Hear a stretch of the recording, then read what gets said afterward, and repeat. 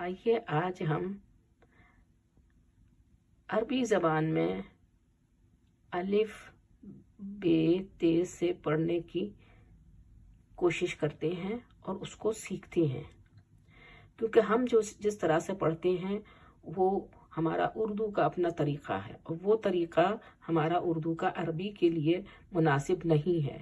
लिहाजा हम अरबी तरीक़े से उसको पढ़ना सीखें।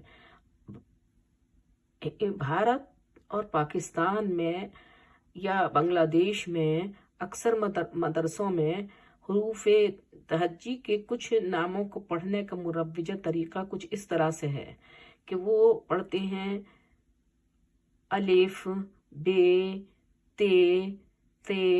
तो ये इस तरह से ये तरीक़ा जो है ये बतौर फ़ारसी तरीक़ा है जो कि हमारे यहाँ उर्दू में राइज है, लेकिन अरबी और ख़ासकर कुरान मजीद में ये तरीक़ा क़तई नहीं है।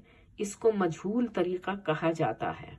लिहाजा इस तरह से बच्चों को अरबी या कुरान की इब्तिदा ना कराएं, बल्कि बच्चों को सही तरीक़े से अरबी के तलफ़्फ़ुज़ के साथ में कुरान को और उस इन अलिफ बा ता को पढ़ना सिखाएं। लिहाजा इस तरीके से यहाँ चार्ट में दिया गया है कि बच्चों को इस तरह से सिखाया जाए कि अलिफ बा ता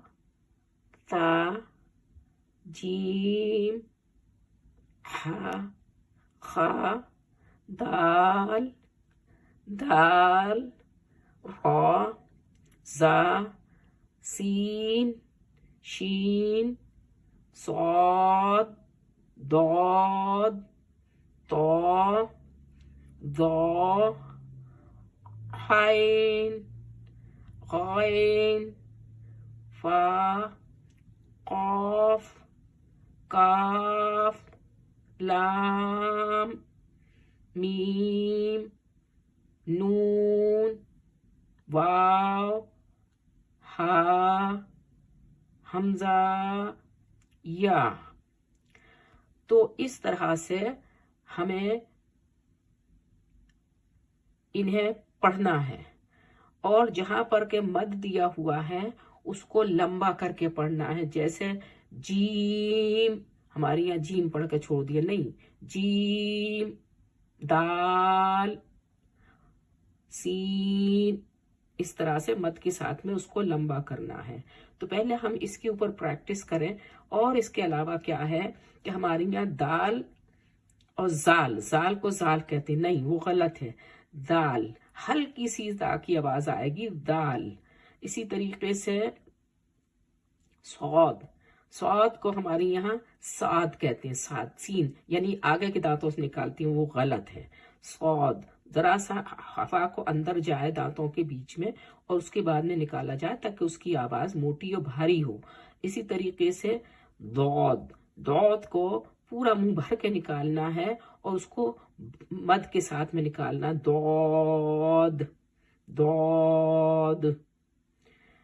तो इस तरह से वो आवाज जो है उसकी सही निकलेगी। इसी तरीके से आइन, हलक के बीच के हिस्से से ये आवाज निकलती है और इसको बड़ा करके निकालना है, आइन गायन।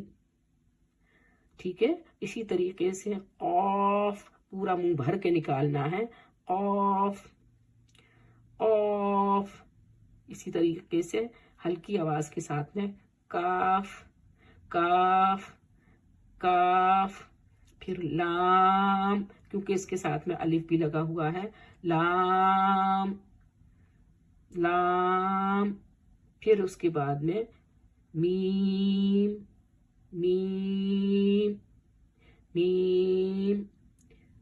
नून, वाव।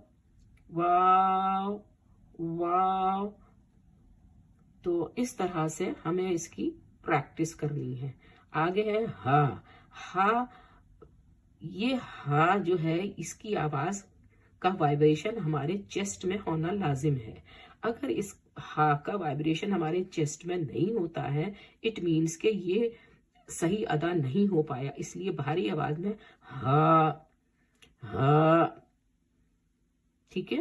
اور اسی طرح یہاں پہ جو آپ نے ابھی پڑھا ہے وہ اس سے پہلے ہا، ہا، جیم کے بعد میں جو ہا ہے، اس ہا کو مڈل تھروٹ سے یعنی کہ حلق کے بیچ کے حصے سے آواز کو نکالنا ہے. تو میں سمجھتی ہوں کہ یہ بات سب کی سمجھ میں آ گئی ہوگی.